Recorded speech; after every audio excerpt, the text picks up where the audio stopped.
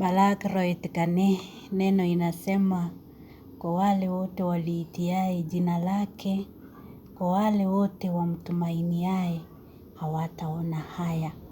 Zidi kumtumainia Mungu, hata kwa matatizo yako, zidi kumtumainia Mungu.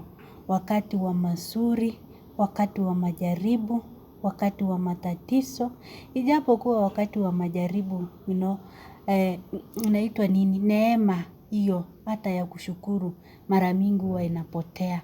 Kwa sababu gani? Moyo wako inapokuwa imesononeka. Kama huwa only inagharimu neema ya Mungu kukukumbusha ukuu wa Mungu na wema wa Mungu.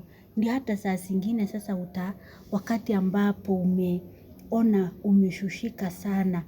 Ukiwa mzoefu wa kuelewa neema yake, unakuwa na urahisi wa kurudi. Kumrudia Mungu, kukumbuka yale aliyotenda. Na hiyo huwa inatia moyo. Kwa sababu gani? Unapokumbuka yale alifanya hapo awali, inakutia moyo.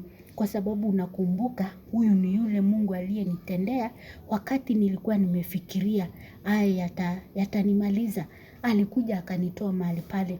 Mara mingi Daudi anasemanga kwa kitabu ya Psalms, kwa hizo wimbo zake huwa anasema, nilikuwa nimeshikwa na matatizo mpaka nilikuwa nimeona kama nimefika mwisho wangu. Na wakati nilikuwa nimefika mwisho wangu, nikaliita jina lake. Akakuja, akanitoa kwa hiyo shimo. Akanikomboa. Kwa sababu gani? Aliukumbuka uaminifu wa Mungu. Alikumbuka huyu ni Mungu alinitendea hapo awali. Hata nikimuita siku ya leo, najua atanitendea.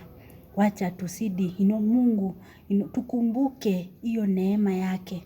Yale aliyotenda hapo awali. Hata wakati ambapo tuko pale in a place ambaye tunaona kama haisongi wala hili tatizo haitatatulika. Lakini tukikumbuka ya kuwa ni yeye aliyetatua ya kwanza, tunatiwa moyo.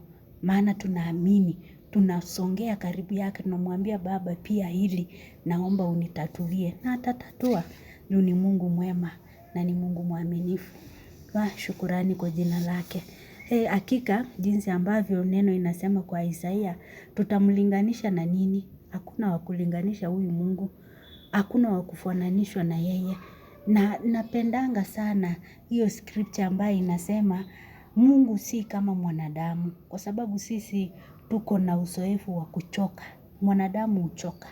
Lakini Mungu angekuwa kama mwanadamu wa kuchoka, mtu kama mimi nafikiri angekuwa ameshachoka na mimi kitambo sana. Because kila kitu ni yeye tu namtegemea, ni yeye tu namulilia. Na nashukurungi sana kwa kukuwa si mtu wa kuchoka. Aliujua, ndio najuanga aliufahamu udhaifu wetu, lakini nashukuru Mungu.